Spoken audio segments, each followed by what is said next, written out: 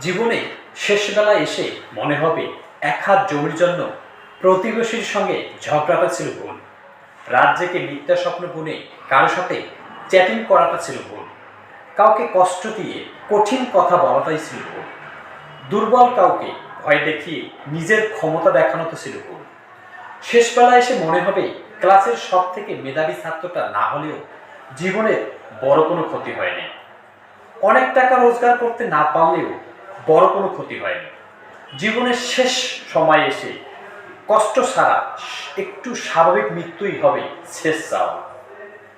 শেষবেলা এসে মনে হবে মানুষের দোয়াটাই ছিল সব থেকে মূল্যবান সম্পদ, যেটা আমি আপনি অর্জন করতে পারিনি। মানুষের মনে কষ্ট দেওয়াটাই ছিল সব থেকে বড় ভুল। শ্বাসকষ্টের মাঝেই আটকে থাকা নিঃশ্বাসের কষ্টেই শুধু মানুষের দেওয়াটাই মনে হবে সব থেকে মূল্যবান সম্পদ। অথচ এত কিছু ভেবেই আমরা যৌবনকালে নিজেদের যৌবনটাকে নিমন্ত্রণ করতে পারি না।